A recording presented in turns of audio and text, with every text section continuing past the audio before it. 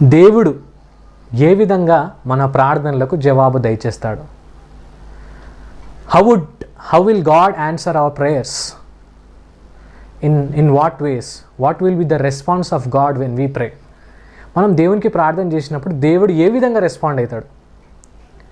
So మనము ఈ విషయాన్ని మరొకసారి జ్ఞాపకం చేసుకుందాం. మనందరికి తెలుసు, చాలాసార్లు ఈ మాట చెప్పిన, మరొకసారి సంఘస్థులు మీరందరూ వింటున్న మీరందరూ ఆలకించి ఇది పక్కాగా మైండ్లో పెట్టుకోండి. దేవుడు 3 విధాలుగా జవాబు చెప్తాడు. ప్రతిసారి మనం ఎప్పుడెప్పుడు ప్రార్థన చేసినా కానీ 3 విధాలుగా జవాబు చెప్తాడు. ఒక్కటి ఏమంటాడంటే ఎస్. నువ్వు చేసిన ప్రార్థనకు దేవుడు ఏమంటాడు? ఎస్ అంటాడు. నీ ప్రార్థన నేను ఆలకిస్తున్నాను, ఎస్ చేస్తా అని చెప్పి చేస్తాడు. హల్లెలూయా. మంచి దేవుడు, మన దేవుడు ప్రేమగల దేవుడు, దయాళుడు, కనికర సంపూర్ణుడు. కాబట్టి తన కనికరాన్ని చూపించి మన పట్ల కార్యం చేస్తాడు కదా. రెండవదిగా దేవుడు ఏమంటాడంటే వెయిట్ అంటాడు. ఏమంటాడు? వెయిట్, ఆగండి అంటాడు. So God will also respond when we pray. He will say wait, don't be in hurry, wait, I will answer. నేను మీకు జవాబిస్తాను, వెయిట్ చేయండి అని చెప్తాడు. సో ఒకటి ఎస్ అంటాడు, రెండవదిగా వెయిట్ అంటాడు. మూడవదిగా ఏమంటాడంటే నో అంటాడు. మూడవదిగా ఏమంటాడు? నో అంటాడు. మనం ప్రార్థన చేసినప్పుడు మన ప్రార్థనలకు నో అంటాడు. ఓకే. సో ఈరోజు వాక్యాంశం ఏంటంటే does God always say yes అన్న దానికి ఇది ఆన్సర్. దేవుడు ప్రతిసారి ఎస్ అయ్యి చెప్తాడా? మనం ప్రార్థన చేసిన ప్రతిసారి will God say yes whenever we pray? Does God say yes? No, he sometimes say no, sometimes say yes, sometimes he say wait. కాబట్టి కొన్నిసార్లు వెయిట్ చేయమంటాడు, నానా విధాలుగా జవాబులు చెప్తుంటాడు. అయితే మనకు తెలుసు, ఒకవేళ ఎస్ అనగానే మనం ఏం చేస్తాం? దేవుడు మన ప్రార్థనలకు జవాబు అయ్యగానే ఎస్ అంటే మనం ఏం చేస్తాము? ఎగురుతాము, దుంకుతాము, సంతోషముతో ఉత్సాహంతో ఇతరులకు సాక్ష్యం చెప్తాము. మన సంతోషానికి హద్దులు ఉన్నాయి. మనం దేవుణ్ణి స్తుతిస్తాము, దేవుణ్ణి గణపరుస్తాం. హల్లెలూయా. ఆ విధంగా మనము రెస్పాండ్ అవుతాం. నంబర్ 1. నంబర్ 2, దేవుడు ఒకవేళ వెయిట్ అంటే ఏం చేస్తాం? ఓపిక ఉన్న వాళ్ళు ఏం చేస్తారు? వెయిట్ చేస్తారు. ఓపిక లేని వాళ్ళు ఏం చేస్తారు? They will give up and they will not ప్రే. అందుకే దేవుని వాక్యం ఏం సెలవిస్తుందంటే ఎడతెగక ప్రార్థన చేయడి, విసుకక ప్రార్థన చేయడం. మనం ఆ విధంగా ప్రార్థన చేయాలి. వెయిట్ చేయమంటున్నాడు కాబట్టి వెయిట్ చేస్తూ ఆ సరైన సమయానికి దేవుడు కార్యం చేస్తాడు కాబట్టి మనం వెయిట్ చేయాలి. గుడ్ కదా, మనకు తెలుసు వెయిట్ చేయాలా, మంచిదే. చాలాసార్లు మనం వాక్యం చదివితే అనేక మార్లు దేవుడు వెయిట్ వెయిట్ వెయిట్ అన్నాడు. ఆగండి ఆగండి ఆగండి కదా. కాబట్టి మనం 4G స్పీడ్లో ఉన్నాము, వైఫై వరల్డ్లో ఉన్నాము కాబట్టి మనకు అంత ఫాస్ట్ కావాలి కదా, ఫాస్ట్ క్విక్ కావాలి కాబట్టి మనం కొన్నిసార్లు తొందరపడుతుంటాం.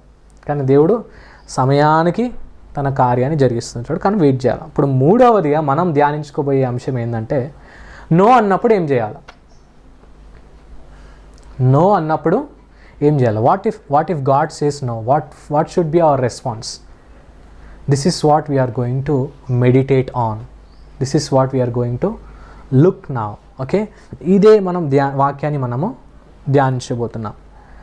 సో నో అన్నప్పుడు ఏం చేయాలా? వదిలేసేయాలనా? బాధపడాలనా? మరి కొన్నిసార్లు దేవుడు మన ప్రార్థనలు సరిగా లేకపోతే నో అంటాడు. విశ్వాసంతో లేకపోతే నో అంటాడు. మీరు విశ్వాసంతో ప్రార్థన చేయండి. So will come back again, will pray in faith. కొన్నిసార్లు మనం ప్రార్థన నో అంటాడు, ఎందుకంటే అందులో తగ్గింపు ఉండదు, గర్వంతో ప్రార్థన చేస్తుంటాం కదా. కొన్ని మాటలు ఈ మధ్యకాలంలో చాలా పాపులర్ అవుతున్నాయి, చాలా జాగ్రత్తగా వాటిని గ్రహించండి. ప్రార్థనలో అధికారంతో అన్నట్టు నేను I command Holy Spirit to come over you అని అంటున్నారు. I command Holy Spirit to come over you అంటారు. ప్రార్థన చేసుకుంటా నేను హోలీ స్పిరిట్కి ఆజ్ఞాపిస్తున్నాను, పరిశుద్ధాత్మనికి ఆజ్ఞాపిస్తున్నాను, మీలోనికి రావాలా అని చెప్తున్నారు. ఎంత డేర్, ఎంత గట్స్, ఎంత అవివేకం అంటే మనము దేవుని బిడ్డలైన మనము ఏ పాటి వారము? పరిశుద్ధాత్మ దేవునికి మనం ఆజ్ఞిస్తామా? అంత గొప్ప వాళ్ళమా మనం? అటువంటి ప్రార్థనలు చేయవచ్చా? చేయొద్దు. వాటికి నో అంటాడు దేవుడు. ఇంకా దాన్ని చాలా కోప్పడతాడు దేవుడు.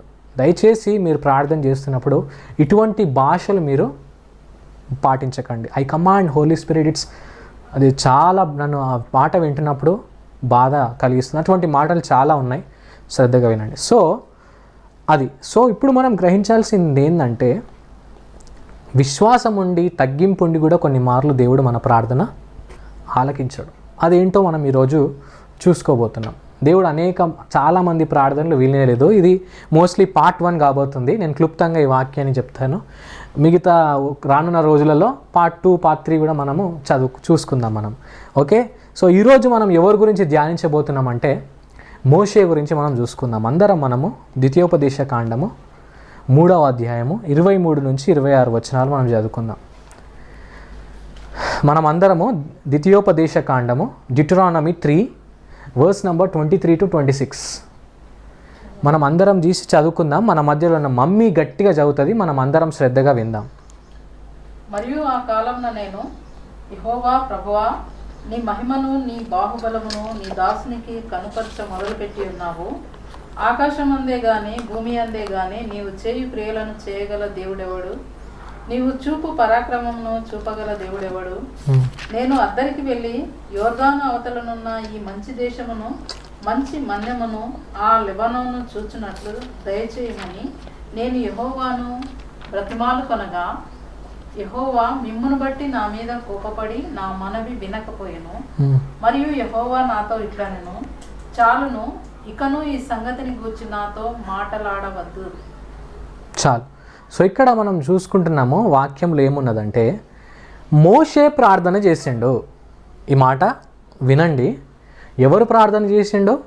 మోషే ప్రార్థన చేసిండు. ధర్మశాస్త్రాన్ని రాసిన వ్యక్తి, పరిశుద్ధాత్మ సహాయంతో రాసిన వ్యక్తి. అంటే పరిశుద్ధాత్మ సహాయంతో అంటే ఎంత పరిశుద్ధాత్మ ఆధీనంలో ఉంటే ఒక వాక్యాన్ని రాయగలరు కదా. దేవుని వాక్యాన్ని మరి చెప్తున్నప్పుడు మరి రాసిండు మోషే. సో అటువంటి గొప్ప మోషే ఏం చేసిండు? ప్రార్థన చేసిండు. ప్రార్థన ఏం చేసిండంటే, దేవా ఏమంటున్నాడు? ఏ విధంగా మాటలు ఏ విధంగా ఉన్నాయి? చాలా గొప్ప గొప్ప మాటలు మాట్లాడుతున్నాడు. ఏమంటుండ అక్కడ చదువు. యెహోవా ప్రభువా, నీ మహిమను నీ బాహుబలమును నీ దాసునికి కనపరచ మొదలుపెట్టి ఉన్నావు. ఆకాశం అందే గాని భూమి అందే గాని నీవు చేయు క్రియలను చేయగల దేవుడెవడు? నీవు చూపు పరాక్రమమును చూపగల దేవుడెవడు? నేను అద్దరికి వెళ్ళి యోర్దాను అవతలనున్న ఈ మంచి దేశమును మంచి మన్యమును ఆ లెబనోనును చూచునట్లు దయచేయమని నేను యెహోవాను బ్రతిమాలు కొనగా. చాలు. ఇక్కడ ఏమంటుండంటే, ఇక్కడ మోషే బతిమాలుకుంటుండంట. ఏమంటుండంటే, మొదటి వచనాలలో మనం చూసుకుంటే దేవుణ్ణి బాగా పొగుడుతున్నాడు, తన్ను తాను తగ్గించుకుంటున్నాడు. మరి ఏమంటుండంటే, దేవుణ్ణి విజ్ఞాపన చేస్తూ ఏమంటుండంటే, నేను అక్కడికి వెళ్ళి నువ్వు వాగ్దానం చేసిన దేశాన్ని నేను చూస్తా దేవా అని చెప్పి ప్రార్థన చేసినప్పుడు దేవుని జవాబు ఏముందంటే 26 వచనంలో, కోపముతో ఏమన్నాడంట దేవుడు? నో అన్నాడంట. చెప్పాలంటే ఏమన్నాడు దేవుడు? ఏమని ఆన్సర్ చేసిండో? నో అన్నాడు. ఇంకొక మాట ఏమన్నాడంటే దాంతో పాటు ఏమన్నాడు? దీని గురించి ఇంకొకసారి అడగొద్దు అన్నాడు. ఇంకొకసారి ఈ ప్రార్థన కూడా చేయొద్దు అన్నాడంట దేవుడు. ఎంత భయంకరమైన మాట! దీని గురించి మళ్ళా ప్రార్థన కూడా చేయొద్దు, దీని గురించి అడగొద్దు నన్ను అంటున్నాడు దేవుడు. Don't even bring this request again అంటున్నాడు దేవుడు. This is enough, don't pray, I'm not going to answer your prayer అని అక్కడ అంటున్నట్టు మనం చూస్తున్నాం.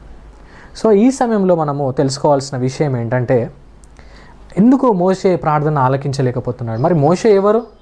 మనము ఎంత గొప్పవాడు మోషే అంటే, మోషే ఎంత గొప్ప నాయకుడు అంటే గొప్ప నాయకుడు కదా. మనం అందరం we all believe that Moses is a great leader కదా. ఆయన చాలా అద్భుతమైన లీడర్, వండర్ఫుల్ లీడర్.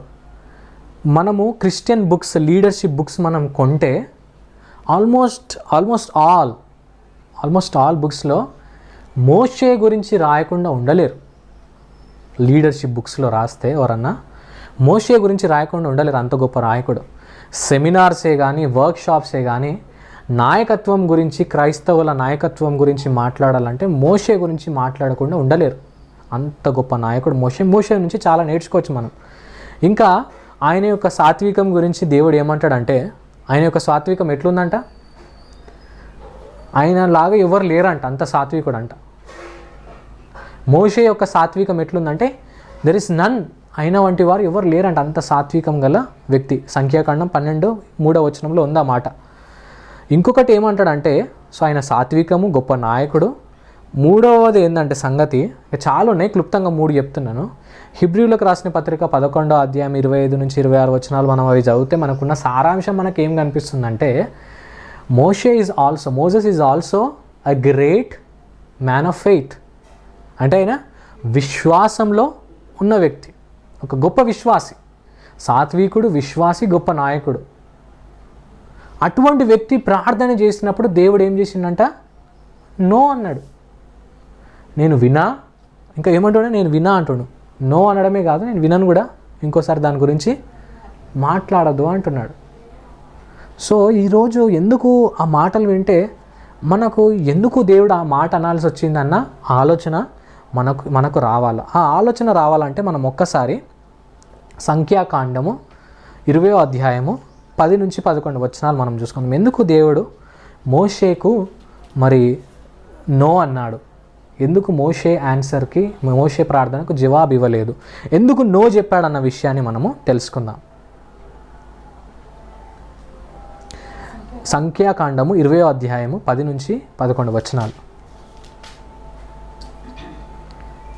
తర్వాత మోషే అహరోనులు ఆ బండ ఎదుట సమాజమును పోగు చేసినప్పుడు అతడు వారితో, ద్రోహులారా వినుడి, మేము ఈ బండలో నుండి మీ కొరకు నీళ్లు రప్పింపవలెనా అనెను. అప్పుడు మోషే తన చెయ్యి ఎత్తి 2 మార్లు తన కర్రతో ఆ బండను కొట్టగా నీళ్లు సమృద్ధిగా ప్రవహించెను, సమాజమును పశువులను త్రాగెను. అప్పుడు చాలు. ఇక్కడ మనము చూస్తున్నాము ఏమవుతుందంటే, సంఖ్యాకాండంలో జరుగుతున్న విషయం ఏంటంటే 20వ అధ్యాయంలో ఇక్కడంతా మోషే, ఇక్కడ దేవుడు నో అనడానికి కారణం అదంతా స్టోరీ ఎక్కడైందంటే, సీను అనే పర్వతం ఒకటి ఉంది, తెలుగులో సీను అంటారా, సీను అనే పర్వతం, జిన్, మౌంట్ ఆఫ్ జిన్ అన్న ప్రాంతంలో ఈ సంఘటన జరిగింది. ఏంటి సంఘటన అంటే, ఆ సిన్ అనే అరణ్యంలో ఉన్నప్పుడు ఇజ్రాయేల్ అందరికీ దాహం వేసింది. ప్రతిసారి గులిగినట్టే మరొకసారి అలిగి సనిగి ఏం చేశారంటే, మోషేకి మమ్మల్ని ఐగుప్తు నుంచి తీసుకొచ్చింది దీనికేనా? మాకు నీళ్ళు లేకుండా చంపేస్తావా? Will you kill us without water? We were happy in Egypt, why did you bring us here in this wilderness అని చెప్పేసి వాళ్ళు కంప్లైంట్ చేస్తున్నట్టు మనం చూస్తున్నాం. మోషేకు కంప్లైంట్ చేస్తున్నప్పుడు మోషే అహరోనులు మరి గుడారంలోకి వెళ్ళిపోయి దేవుణ్ణి అడిగినప్పుడు దేవుడు ఏమన్నాడంటే, మీరు వెళ్ళి ఆ బండతో మాట్లాడండి, నీళ్ళు వస్తాయని చెప్పిండు దేవుడు. అయితే వీళ్ళేం చేశారంటే, ఇద్దరు వెళ్ళి, మోషే ఇన్ పర్టికులర్ ఏం చేసిండంటే, ద్రోహులారా, మీ గురించి మేము ఇంత ప్రయాసపడుతున్నాం, మళ్ళా మేము మీకోసం నీళ్లు తీసుకురావాలా అని చెప్పేసి ఆ కర్రతో ఆ బండను కొట్టినట్టు మనం చూస్తున్నాం. అది సంఘటన. దేవుడు ఏం చేసిండు? ఆ బండతో మాట్లాడమన్నాడు, కానీ మోషే ఏం చేసిండు? బండను కొట్టిండు. సో ఇక్కడ మనము చాలా విషయాలు మనం తెలుసుకోవచ్చు. ఇక్కడ మనకు క్లియర్గా అర్థమవుతుంది మోషే ఏం చేసిండు? అవిధేయతను కనపరిచిండు. ఆ అవిధేయతను కనపరిచినాడు కాబట్టి దేవుడు మోషే యొక్క ప్రార్థన ఆలకించలేదు. ఈ అవిధేయత ఎంత ఘోరంగా ఉందో మనం చూసుకుందాం. మొట్టమొదటిగా ఈ అవిధేయత ఏంటంటే, దేవుడు చెప్పినప్పుడు మాట్లాడమంటే మొట్టమొదటి తప్పు ఏంటంటే, మాట్లాడమంటే కొట్టిండు, ఒకటి చేయమంటే ఇంకొకటి చేసిండు. కానీ దేవుని కార్యం అయితే అక్కడ జరిగింది. ఎందుకంటే దేవుడు ప్రజలను ప్రేమిస్తాడు కాబట్టి, ఇజ్రాయేల్ని ప్రేమించిండు కాబట్టి ప్రేమించి ఆ కార్యాన్ని చేసిండు. కానీ ఏం చేసిండు? ఆయన కర్రతో ఆ బండను కొట్టిండు. రెండవదిగా ఏమన్నాడంటే, ఇంకొక మాట ఏముంటుందంటే అక్కడ ఆ వచనాలలో వారితో ఏమంటున్నాడంటే, మేము మీకు ఆ బండ నుండి మీకు నీళ్ళు తీసుకురావాలా, మేము మీకు నీళ్ళు ఇవ్వాలా అని ఫస్ట్ టైం మోషే మేము అన్న పదం చూసాను. ప్రతిసారి ఏమంటుండేనంటే మోషే ముందున్న వచనాలు, ముందున్న అధ్యాయాలు కానీ ఆ మొత్తం ఆ కాండాలు మనం చదివితే ఏముంటుందంటే, దేవుణ్ణి ఎప్పుడు గణపరిచేవాడు.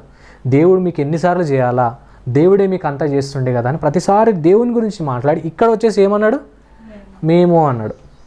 అదొక గర్వం కూడా మనకు కనిపిస్తున్నది అక్కడ. సో చిన్నగా మరి ఒక గ్రంథకర్త ఆ విధంగా వివరిస్తున్నాడు. ఇంకొకటి ఏంటంటే మనము ఇంకొక ఘోరమైన తప్పు ఏం చేసిండంటే ఒక ఆత్మీయమైన తప్పు కూడా చేసిండు, ఒక స్పిరిచువల్ తప్పు కూడా చేసిండు. అంటే వాక్యంలో ఏముందంటే ఆ బండను కొట్టిండు కదా, ఆ బండను కొట్టినప్పుడు అది పెద్ద పాపం అయిపోయింది. ఎందుకంటే దేవుడు కిందున్న వచనాలు మనం చదువుకుంటే సంఖ్యాకాండం 27వ అధ్యాయం 14వ వచనం చదవండి ఎవరైనా. సంఖ్యాకాండము 27వ అధ్యాయం 14వ వచనం.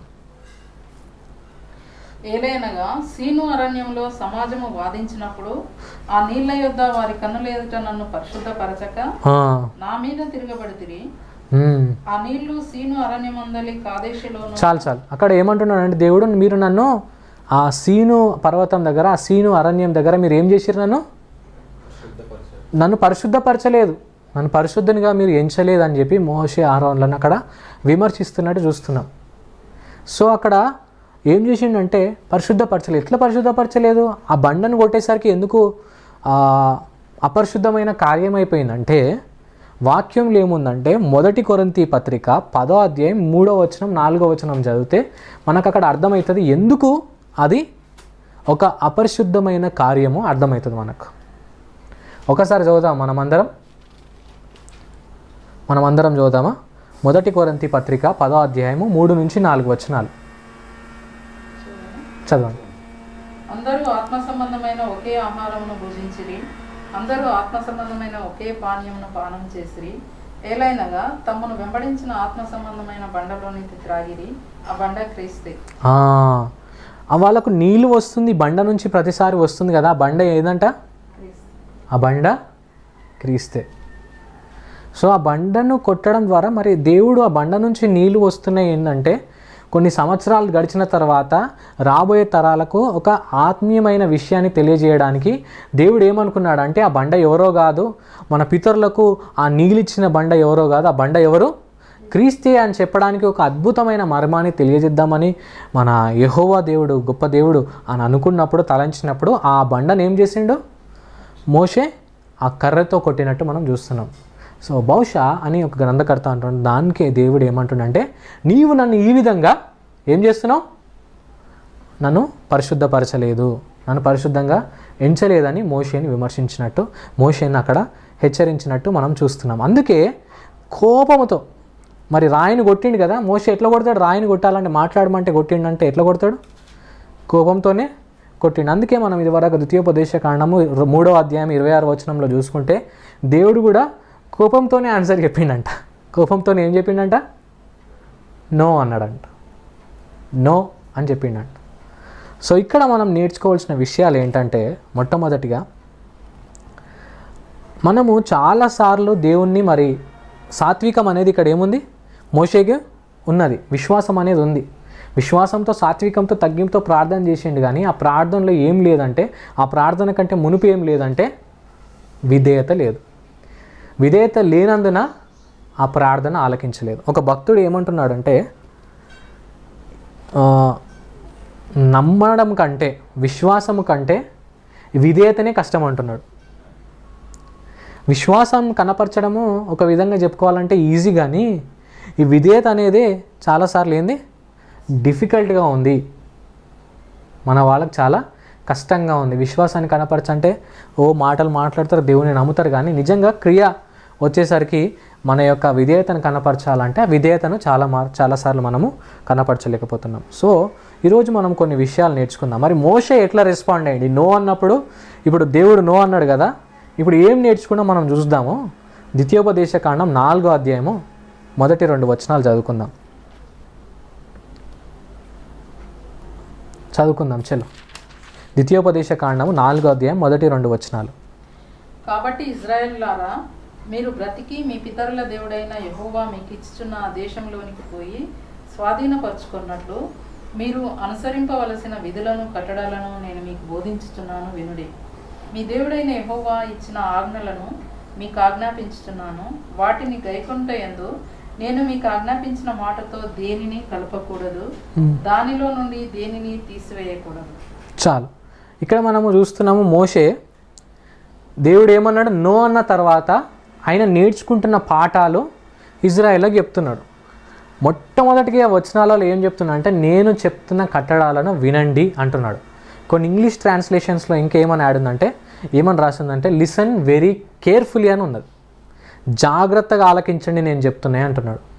దేవుని కట్టడాలను ఏంటంట జాగ్రత్తగా వినండి అని చెప్తున్నాడు. ఎందుకంటే ఇప్పుడు అది నేర్చుకోండి కాబట్టి. నేను వినలేదు. ఎందుకు? మోషే విన్నాడా? వినలే. ఆ కర్ర తీసుకొని పోయి కర్ర తీసుకొని అంటే ఇక అంతే, ఇక సంగతి కొట్టడమే అని చెప్పేసి ఏం చేసిండు? వినకుండా ఇదివరకు దేవుడు ఏం చేసిండు కార్యం? ఇదివరకు అన్నీ కొడితేనే వచ్చినాయి, ఈసారి కొత్తగా మాట్లాడమంటుండు. కొడితేనే వస్తాయి, దేవునికే తెలియదు నాకే తెలుసు అన్నట్టు ఏం చేసిండు మోషే? దేవుని మాట వినకుండా కొట్టిండు బండను. సో అక్కడ వినలేదు, did not heard what God said. రెండవదిగా ఏం చెప్తుండంటే దేవుడు ఏదైనా చెప్తే దానికి ఏది మీరు యాడ్ చేయొద్దు. బండతో మాట్లాడమంటే బండను కొట్టొద్దు, ఏం యాడ్ చేయొద్దు, తీసేయద్దు. ఉన్నది ఉన్నట్టుగాను మనము దేవునికి విధేయతను చూపించాలి అన్న ప్రిన్సిపల్స్ వాళ్ళకు నేర్పిస్తుండు. ఆయన నేర్చుకున్న లెసన్ ఏం చేస్తుండే? వీళ్ళకు ఇజ్రాయేల్కి నేర్పిస్తుండే. మనకు కూడా ఈ యొక్క మాటలు వర్తిస్తాయి, మనం కూడా నేర్చుకోవాలి. సో ఈరోజు దేవుడు మనకు నేర్పిస్తుంది ఏంటంటే obedience, obey as it is commanded. దేవుడు ఇస్తున్న కమాండ్మెంట్స్కి మనం ఏం చేయాలా? Obey as it is commanded. Obey as it is commanded. దానికి ఏం యాడ్ చేయొద్దు, దానికి ఏం తీసేయొద్దు, ఏం మసాలా యాడ్ చేయొద్దు. దేవుడు ఎట్లా చెప్తే అట్లనే మనము దాన్ని అనుసరించాలి. ఆ విధంగానే మన విధేయతను కనపరచాలి. బహుశా నేను చాలా మార్లు మీకు చెప్పినాను, యోనా అనొచ్చు దేవా నినివేకి వెళ్ళమంటున్నాను, నేను తర్షీష్కి వెళ్తున్నా, తర్షీష్లో కూడా నశించిపోతున్న వారు ఉన్నారు కదా, నేను వారికి సువార్త చెప్తా. అల్టిమేట్గా నేను చేస్తుంది ఏంది? నీ పరిచర్యనే కదా, నీ గురించే చెప్తున్నా కదా అని అనుకోవచ్చు. కానీ దేవుడు ఏమంటున్నా అంటే నో, నేను వెళ్ళమన్నది ఎక్కడే? నినివే. కాబట్టి నువ్వు వెళ్ళవలసింది ఎక్కడికి? నినివేకే. నేను ఎక్కడికి చెప్తే ఎలా చెప్తే అలానే చేయాలా, ఎక్కడికి చెప్తే అక్కడికి వెళ్ళాలా, ఎట్లా చెప్తే అట్లనే చేయాలా. దాంట్లో ఏమి యాడ్ చేయొద్దు, ఏమీ తీసేయొద్దు. కాబట్టి మనం ఇది జాగ్రత్తగా ఆలకించాలా. మనం ఏ విధంగా దేవుని ఆజ్ఞలను అనుసరిస్తున్నాం? మన ఓన్ స్టైల్లో మనం ఆజ్ఞలను అనుసరిస్తున్నామా, లేకపోతే దేవుడు మనకు చెప్పిన విధంగా మనం దేవుని ఆజ్ఞలను గైకుంటున్నాం అన్న విషయాన్ని మనము జ్ఞాపకం చేసుకోవాలి. దేవుడు ఆ విషయాన్ని ఈరోజు మనకు హెచ్చరిస్తున్నాడు. ఒకవేళ మనము గనక దేవుని ఆజ్ఞలను ఆయన ప్రకారంగా అనుసరించకపోతే మోషేకు చేసినట్టు దేవుడు మన ప్రార్థనలు కూడా దేవుడు ఆలకించడు. విధేయత లేకుండా దేవుడు మన ప్రార్థనలు ఆలకించడు అన్న విషయాలను మనం జ్ఞాపకం చేసుకుందాం. ఎస్, కొన్ని మార్లు దేవుడు అద్భుతం చేసిండు. కొన్ని మార్లు మరి ఈ విశ్వాసులు ఎవరైతే ఇజ్రాయేలీలు వాళ్ళు విశ్వాసంలో గొప్పగా లేకున్నప్పటికీ మరి ఏం చేసిండంటే మోషే విశ్వాసాన్ని బట్టి ఎర్ర సముద్రం ఏం చేసిండు? పాయలుగా చేసిండు. ఒక వ్యక్తి మొత్తం ఏమైపోయిండు? ప్యారలైజ్డ్ అయిపోయిన తర్వాత తన స్నేహితుల యొక్క విశ్వాసం చూసి యేసుక్రీస్తు ప్రభుల వారు ఏం చేసిండు? వారి పట్ల కనికరం చూపించి కార్యం చేయించిండు. కానీ ఈరోజు మనం దేవుని వాక్యం ఎరిగినాం కాబట్టి, దేవుని వాక్యం తెలుసుకున్నాం కాబట్టి, దేవుని వాక్యం మన చేతిలో ఉంది కాబట్టి మనకు దేవుడు ఏమని చెప్తుండంటే మనం విధేయత కనపరిస్తేనే మనము దేవుడు మన ప్రార్థనలు ఆలకిస్తాడు. ఇంకొకటి ఇక్కడ ఏముందంటే విధేయతను కనపరచాలంటే బేసిక్ థింగ్, ఎవరి దగ్గర అయినా కానీ, ఏ వ్యక్తి అయినా కానీ మనకి ఏదైనా చెప్పినప్పుడు ఆ వ్యక్తికి విధేయత కనపరచాలంటే కేర్ఫుల్ థింగ్స్ ఏంటంటే ఫస్ట్ వినాలా, జాగ్రత్తగా వినాలా. ఫస్ట్ ప్లేస్లో మనం వినడం దగ్గరనే ఫెయిల్ అవుతున్నాం. వినడానికి టైం కేటాయిస్తలేం, వినడానికే మన ఏకాగ్రతను అందిస్తలేం, వినడానికి మన ఫోకస్ని ఇస్తలేం, వినడానికి మనము ఇష్టపడతలేం. వాక్యం అనేసరికి కొంచెం ఒక రకమైన అనీజినెస్ మనకు వచ్చేస్తుంది. వాక్యం అనగానే ఒక రకమైన మనకు ఏదో ఆలోచనలు వస్తున్నాయి. మొత్తానికి ఏమవుతుందంటే సాతానుడు మనల్ని ఏదో ఒక విధంగా మనల్ని డిస్టర్బ్ చేసి వాక్యానికి దూరం చేస్తుండు. కాబట్టి మొట్టమొదటిగా మనం ఫెయిల్ అవుతుంది, మనం వినడానికి ఇష్టపడతలేం. కాబట్టి ఈరోజు దేవుడు మనల్ని హెచ్చరిస్తుండే ఫస్ట్ మనము విందాం. విన్న తర్వాత దేవుడు చెప్పినట్టు మనము అనుసరిద్దాం వితౌట్ యాడింగ్ ఆర్ సబ్ట్రాక్టింగ్. అది రెండవదిగా మనం చూసుకుంటే ఒకవేళ దేవునికి మనం విధేయతను కనపరిస్తే ఏమవుతుంది?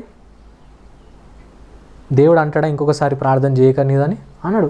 ఖచ్చితంగా దేవుని ఉద్దేశాలు మన జీవితంలో నెరవేర్చబడతాయి. హల్లెలూయా. ఇది కీ. దేవా నీ ఉద్దేశంలో లార్డ్ ఫుల్ఫిల్ యువర్ ప్రామిసెస్ అని ప్రేయర్ చేస్తే సరిపోతుందా? దేవునికి విధేయత కనపరచకుండా దేవా నీ ప్రామిసెస్ని, నీ పర్పసెస్ని, నీ ఉద్దేశాలను, నీ ప్లాన్స్ని నా జీవితంలో ఫుల్ఫిల్ చేయి దేవా అని ప్రార్థన చేసుకుంటా విధేయత కనపరచకుండా ఉంటే దేవుని ప్రామిసెస్ కానీ పర్పసెస్ కానీ దేవుని ఉద్దేశాలు మన జీవితంలో నెరవేర్చబడవు. కాబట్టి ఇది కూడా మనం జ్ఞాపకం చేసుకోవాలి. ఈరోజు ప్రామిస్డ్ ల్యాండ్కి మోషే రీచ్ కాలేకపోయిందంటే దానికి కారణం కేవలం అవిధేయతని. మన జీవితంలో కూడా దేవుడు ఎన్నో ఉద్దేశాలు కలిగి ఉన్నాడు. మనల్ని అనేకమైన ఉన్నతమైన స్థితిలోకి దేవుడు తీసుకెళ్లాలనుకుంటున్నాడు. దానికి కారణం ఏంటంటే మన యొక్క ప్రార్థనలు కాదు కానీ మొట్టమొదటిగా మన అవిధేయతని. కాబట్టి దేవుడు మనల్ని అందరినీ హెచ్చరిస్తున్నాడు. ఇది మనం తెలుసుకోవాల్సింది. విధేయత అనేది చాలా ఇంపార్టెంట్. విధేయతను కనపరచాం. మూడవదిగా ప్రతి ఒబీడియన్స్కి దేవుడు తన ఘనతను, తన మహిమను కోరుకుంటుండు. ఒకవేళ మనం విధేయత కనపరిస్తే ఏం చేస్తున్నట్టు? మనం దేవుని పరిశుద్ధపరిచినట్టు, దేవుని మనము ఘనపరిచినట్టు. ఇప్పుడు ఒక మాట దీన్ని రివర్స్ చేస్తే, మీరు నన్ను అక్కడ పరిశుద్ధపరచలేదు, పరిశుద్ధంగా ఎంచలేదు, నన్ను ఘనపరచలేదు అంటే ఒకవేళ చేస్తే ఏందన్నట్టు? ఒకవేళ మోషే మాట్లాడితే ఏం చేసినట్టు? ఒకవేళ మాట్లాడితే దేవుని ఘనపరిచినట్టు కదా. సో అది విధేయత అంటే కేవలము మన యొక్క తృప్తి కొరకే, మన మేలు కొరకే కాదు, కానీ ఆ విధేయతను బట్టి కూడా దేవుడు ఏం చేయబడతాడంటే మహిమపరచబడతాడు. God will be glorified with our obedience. So అది చాలా ఇంపార్టెంట్, చాలా చాలా ఇంపార్టెంట్. ఈ విషయాలు కూడా మనము జ్ఞాపకం చేసుకుందాం. సో మరి మనము మన యేసయ్య గురించి కొత్త నిబంధనలో మాట్లాడేసరికి యేసుక్రీస్తు ప్రభుల వారు కూడా ఈ మాట చెప్పిండు 15వ అధ్యాయంలో, యోహాను సువార్త 15వ అధ్యాయం 7వ వచనంలో. మనం అందరం మన ఫెమిలియర్ వర్డ్స్ మనకు తెలుసు. ఏంది? మీ అందు నా మాటలు నిలిచిన ఎడల మీకు ఏది ఇష్టమో అది అడగండి. If my words remain in you ask what ever you want I will give అంటున్నాడు దేవుడు. దేవుని మాటలు, దేవుని ఆజ్ఞలు, దేవునికి విధేయత చూపించకుండా మనము అడిగితే దేవుడు ఇవ్వడు. కాబట్టి అది ఈరోజు మనం నేర్చుకుందాం, అది ఈరోజు మనం తెలుసుకుందాం. విధేయతను మనము కనపరచాం. మరి ఎట్లా అంటే ఇప్పుడు కొన్నిసార్లు మనం అనొచ్చు, అరే చాలాసార్లు నేను దేవునికి అవిధేయతను కనపరిచిన, ఇప్పుడు ప్రార్థన చేసి ఏం లాభం? అన్న ఆల్రెడీ చెప్పేసిండు, విధేయత కనపరచకపోతే ప్రార్థనలు చేసి వేస్ట్. ఇప్పుడు మరి నేను చాలా మార్లు ఈ సంవత్సరం అంతా గడిచిన సంవత్సరాలన్నీ నేను ఏం చేసిన? అవిధేయత కనపరిచిన. అంటే ఇప్పుడు ఇక నేను ప్రార్థన చేసి కూడా వేస్టా? ఇక నాకు దేవుడు నా జీవితంలో ఉద్దేశాలు నెరవేర్చడా? కానీ దేవుని వాక్యం ఏం సెలవిస్తుందంటే, యేసుక్రీస్తు ప్రభుల వారు ప్రార్థన నేర్పిస్తున్నప్పుడు ఏమంటున్నాడంటే, మేము ఇతరుల అపరాధంలో క్షమించిన ప్రకారం మా అపరాధములు కూడా మాకు క్షమించండి అని అక్కడ ప్రార్థన చేస్తున్నట్టు మనం చూస్తున్నాం. సో దేవుడు మనకు నేర్పిస్తున్న ప్రార్థన ఏంటంటే మనం క్షమాపణ అడగాలి. ఒకవేళ మీరు అవిధేయతను కనపరిచిన, మనం అందరం అవిధేయతను ఇదివరకు కనపరిచినామంటే మనం ఏం చేయాలంటే, దేవా లార్డ్ ఫర్గివ్ us, దేవా మనకి క్షమించు, నీ దగ్గరికి చేర్చుకో దేవా అని మనము క్షమాపణ అడగాలి. అప్పుడు దేవుడు ఏం చేస్తాడంటే దేవుడు మన ప్రార్థనలు ఆలకిస్తాడు. ఈ విధమైన చేయాలంటే ఇక్కడ మనం ఒక మంచి ఎగ్జాంపుల్ ఏంటంటే, ఒక ఫాదర్ సన్ రిలేషన్షిప్. దేవుడు ఏం ఎక్స్పెక్ట్ చేస్తుందంటే ఒక మంచి సంబంధం దేవుడు మన నుండి ఎక్స్పెక్ట్ చేస్తుండు. అవును ఆయన బిడ్డలమే, కానీ ఒకవేళ తండ్రి మాట వినకపోతే తండ్రి మన దేవుడు మంచి దేవుడు కాబట్టి మనల్ని సరి చేస్తాడు. కాబట్టి మనం ఏం చేయాలంటే విధేయతను కనపరచాలి. సో యేసుక్రీస్తు ప్రభుల వారు వచ్చింది కూడా అందుకే. మనం ఒక్కసారి ఇర్మియా గ్రంథము 32వ అధ్యాయము 40వ వచనం చదువుకొని ముగించుకుందాం. ఇర్మియా గ్రంథము 32వ అధ్యాయము 40వ వచనం. నేను వారికి మేలు చేయుట మానకుండునట్లు నిత్యమైన నిబంధనను వారితో చేయుచున్నాను. వారు నన్ను విడవకుండునట్లు వారి హృదయములలో నా ఎడల భయభక్తులు పుట్టించదను. చాలు. ఇక్కడ ఏమంటుండంటే ఒక కొత్త నిబంధన నేను చేస్తున్నాను. ఏమంటుండంటే ఈ నిబంధనలో ఏం చేస్తారంటే నా బిడ్డలు వారికి ఒక మనసును, నూతనమైన మనసును దయచేస్తుందంట, నూతనమైన హృదయాన్ని దయచేస్తుందంట. ఏం చేస్తాయంట అది? ఆ హృదయము దేవుని యందు భయభక్తులు పుట్టిస్తుందంట. అప్పుడు ఏం చేస్తారంటే ఎవరి తట్టు తిరుగుతారంట? అప్పుడు దేవుని తట్టు తిరుగుతారంట. ఈ నూతన నిబంధన ఎవరి ద్వారా సాధ్యమైందంటే యేసుక్రీస్తు ప్రభువాల ద్వారా. అందుకే యేసుక్రీస్తు ప్రభువాని ఏమన్నారు? ఇదే నూతన నిబంధన, ఇదే నిబంధన. ఇది నా శరీరం, ఇది నా రక్తం అని చెప్పేసి మనకు చెప్పిండు. ఆయన శరీరం, ఆయన రక్తం ద్వారా మనల్ని ఏం చేసిండంటే నూతన నిబంధనలోకి మనల్ని ప్రవేశపెట్టిండు. కాబట్టి ఈరోజు ఆయన యొక్క ఆత్మను పొందుకున్న వాళ్ళమై ఉన్నాం కాబట్టి, ఆయన యొక్క రక్షణ మనకు వచ్చింది కాబట్టి, దేవుడు మనకు ఏం చేసిండు, ఒక నూతనమైన హృదయాన్ని దయచేసింది. కాబట్టి దేవునికి వందనాలు. కాబట్టి ఈసారి నుంచి మనం ఏం చేద్దామంటే మన మనసులను నూతనపరుచుకొని మనం విధేయతను కనపరుస్తాం. విధేయతను కనపరుస్తూ దేవునికి ప్రార్థన చేద్దాం. దేవుడు ఖచ్చితంగా మన ప్రార్థనలు ఆలకిస్తాడు. దేవుడి యొక్క వాక్యాన్ని దీవించి ఆశీర్వదించును గాక. ఆమేన్.